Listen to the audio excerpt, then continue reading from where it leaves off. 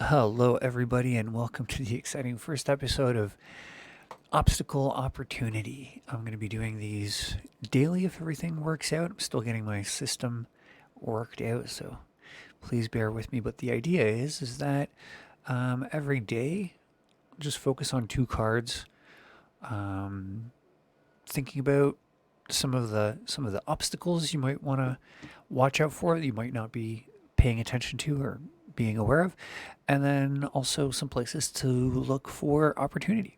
And today, the obstacle is the Five of Cups, and the opportunity is the Star, the major arcana number 17.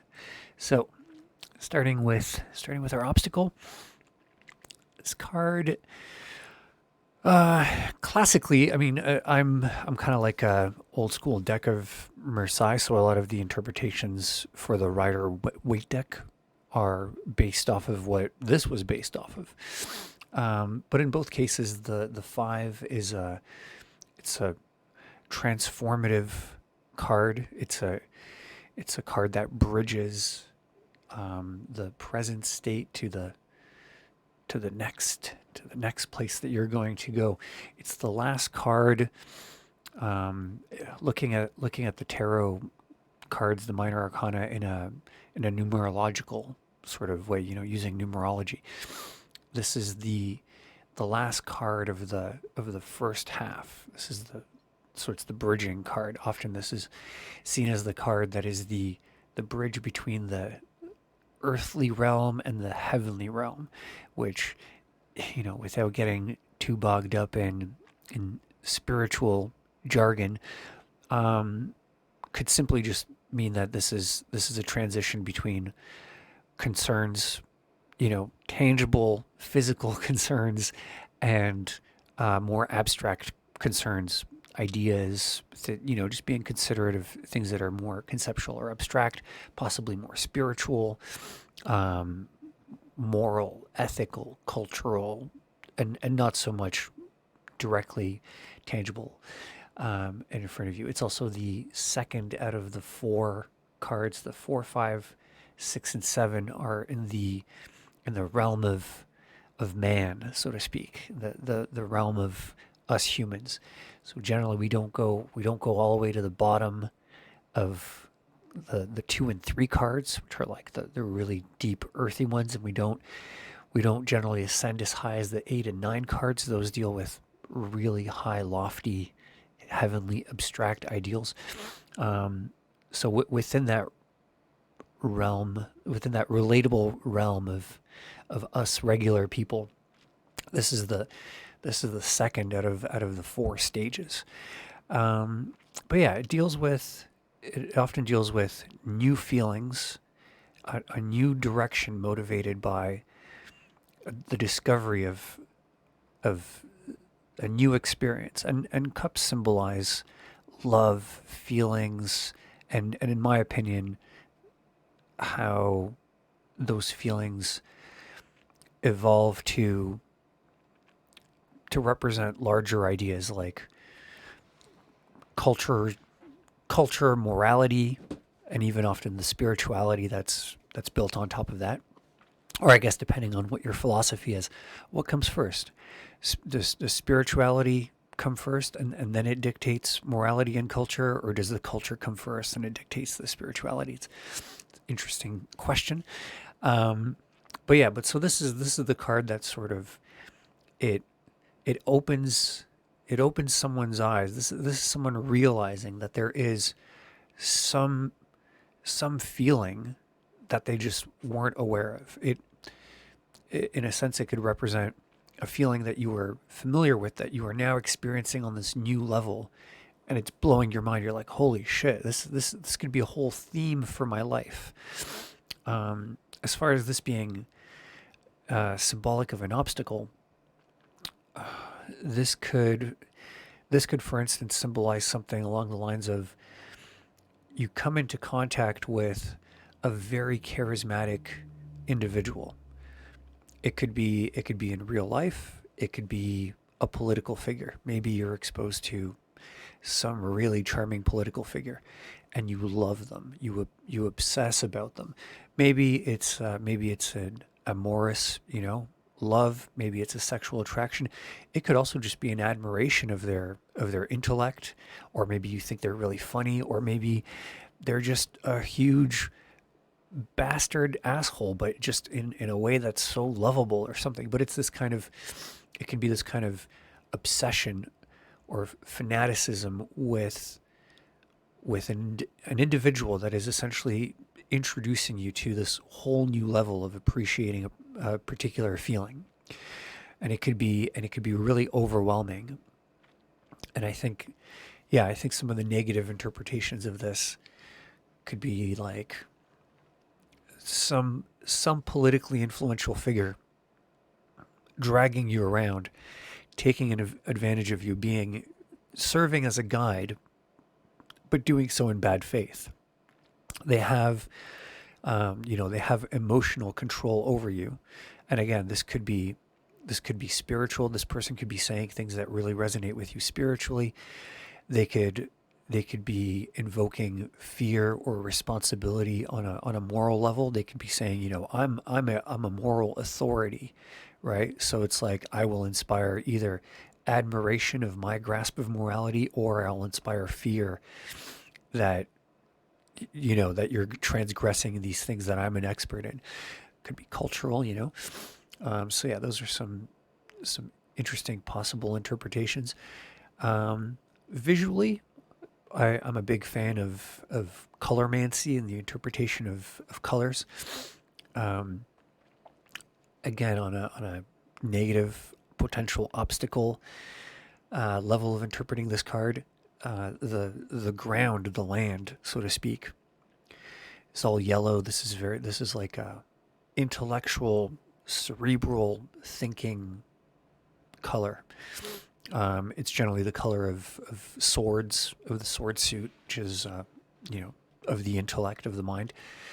And it's possible that what this individual is looking at, that lies across this flowing river. It doesn't look like it's too turbulent. It looks like a nice river, but that the land the land that they're on, and the land on the other side of the river that they're looking at, these are both things that they are grasping with some sort of an intellectual understanding. They're thinking about this. Nonetheless, it's divided by this river, and blue is the color of cups, and it's the color of feeling. So it could be interpreted as the river symbolizing the barrier, or the obstacle that needs to be passed over to get to this new place. And the place on the other side of the river seems to be, I don't want to say better, but it seems to be more civilized. There's a structure there. There are some things there that have been organized. The thing that's on the side that this character is on, this could be you, for instance. The things that are happening on this side is there are these cups that have been knocked over. There's disarray. It's just you and the disarray of this loss of containment. Some of the cups, it looked like, had some red fluids in them. It's kind of reminiscent of passion and action in the suit of wands. So it could be interpreted as a loss of control over the passions, or over like a sexual energy, libido, that kind of motivation. Also has some green spilled fluid. Green being the color of earth, and pentacles, the coins. They sort of symbolize the valuable resources, the real tangible valuable resources that come from the earth. You could dig up minerals, nutrients, plants grow from the earth. These are, so again, this could be representative of a loss of containment of, you lost your cool, you spilt the red fluid, then you lost some money to go along with it. You lost control of your resources. That's been kind of slipping. You got two more cups, but they're behind you. It seems like you're not really paying attention. Maybe you've lost sight of the fact that you still have some things left over. I think it could also symbolize the kind of emotional, not panic, but often when people start losing, they just get possessed by this losing attitude. In poker, it's often referred to as being on tilt. If you can get someone pissed off, they're going to start playing differently, and they might forget that they're actually in a pretty good position. This individual still has some things, but he's, turning his back on them. Like, it's pretty easy to look away from the things you already have if you feel like you're losing. If that is a narrative that is the dominant narrative of who you think you are. And yeah, this card I think very much can symbolize being obsessed or just really captured by any feeling. In the positive interpretation, it could be something really inspiring and productive, but it could also be something negative. I like the black cloak.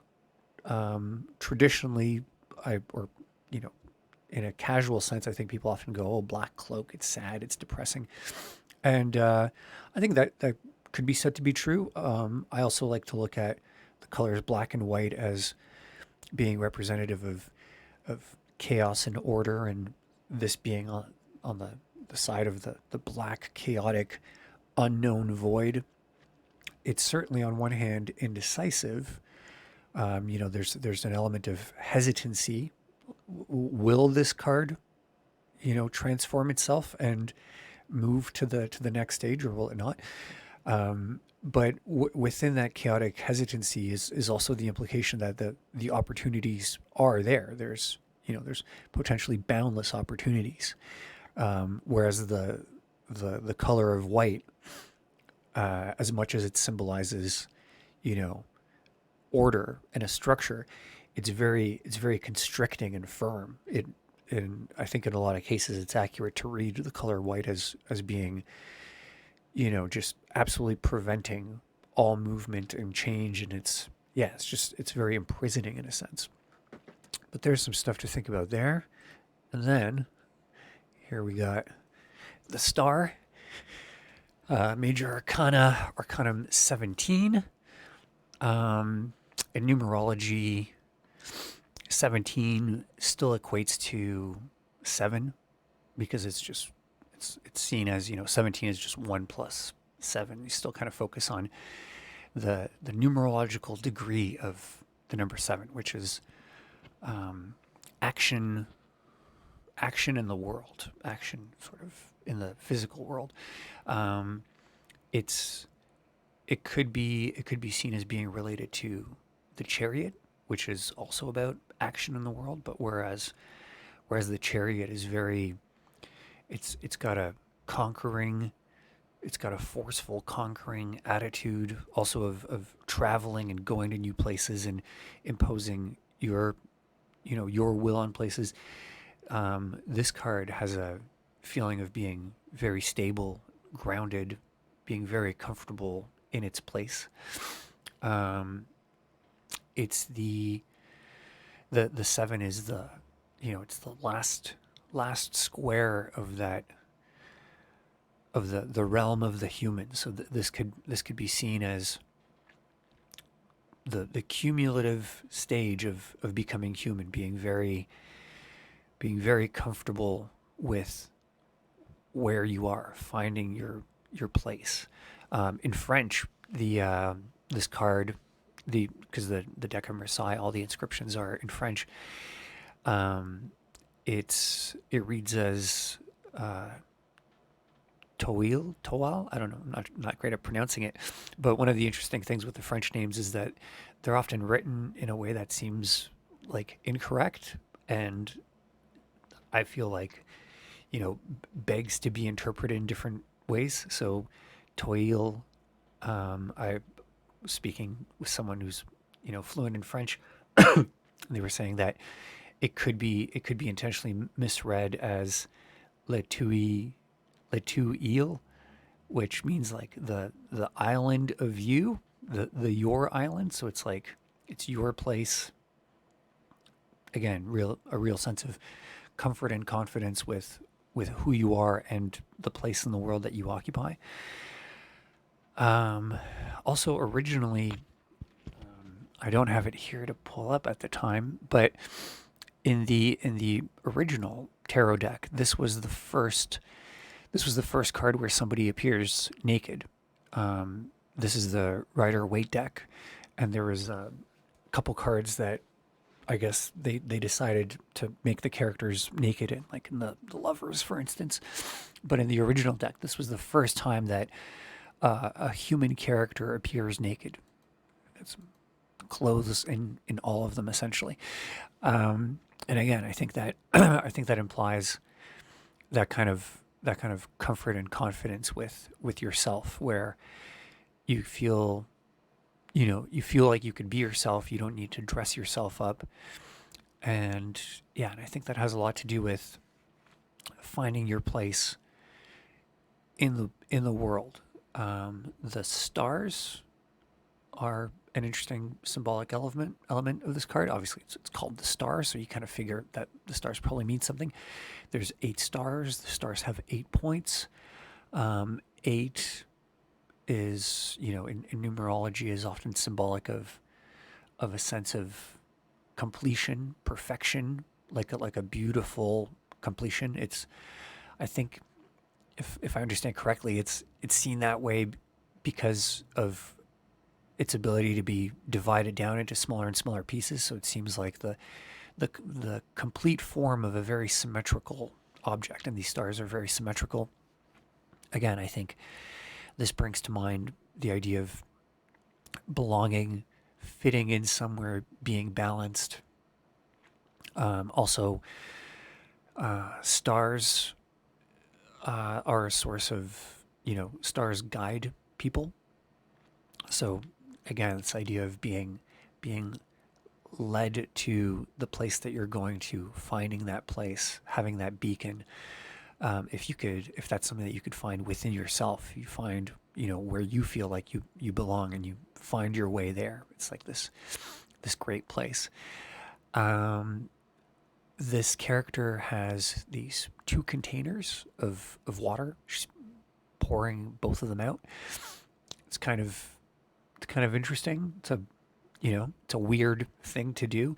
There are some people that interpret this as interrogate this. There's a way of interpreting this, of seeing this as a balancing act. So it's potential that one of the opportunities here is to be able to pull off a really good balancing act, potentially if it's in the place where you feel really comfortable. There's also an interpretation of this, that this implies the balancing act involving feelings for 2 people, and finding a way to balance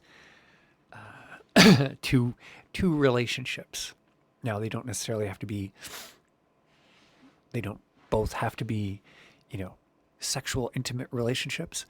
The water, the blue water, just signifies feelings, emotions. Again, one of the things that's interesting about the original is that one of the containers, one of the jugs, was pouring out yellow water, and the other one was blue water.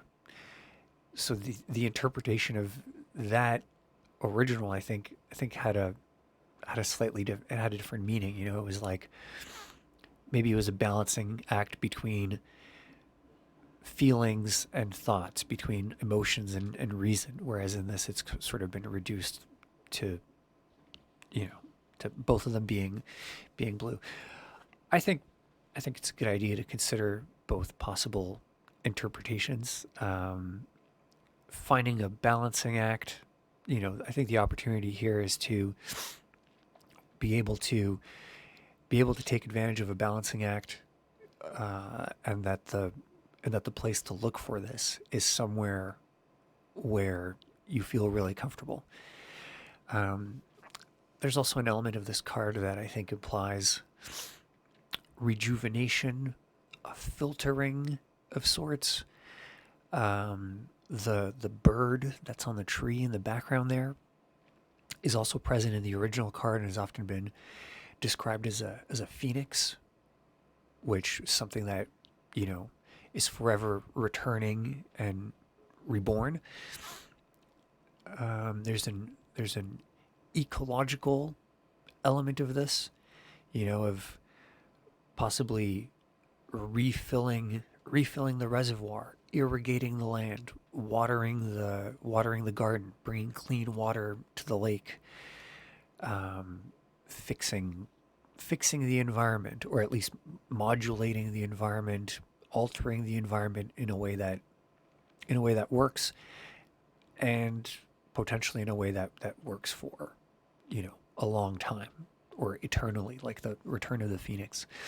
There's a mountain range in the background that's blue and red, or purple. Purple, as we call it professionally. Purple is really rare in this deck, and it's really rare in the original as well. And it's seen as like a really valuable color, representing the mix between blue and red, between the feelings, the passionate sort of active and receptive feelings. It's it's often been a really royal color. And again, I think because it's used in the surrounding mountain range, I think it could be seen as implying that this whole scene is taking place in some sort of garden, in some sort of perfect, a perfectly balanced little place that's safely kept, surrounded by this mountain range of balance. Again, so I think that the thing to look for would be where that place is, where you are possibly contributing to the balancing or rebalancing of an environment, where that's a thing of value, where it's a thing that you can do for a long time. It's most type of work is exhausting, and people can't do it for very long. If there's a place in the world where you can do your work, and it lets you feel like yourself, and you can juggle a lot of things at once, to me that sounds like a place worth finding, worth identifying. Let's see. Yeah. Also, I guess the last interpretation of this is the star as a, the slang term for celebrity, for being a star, and I think in this case it's the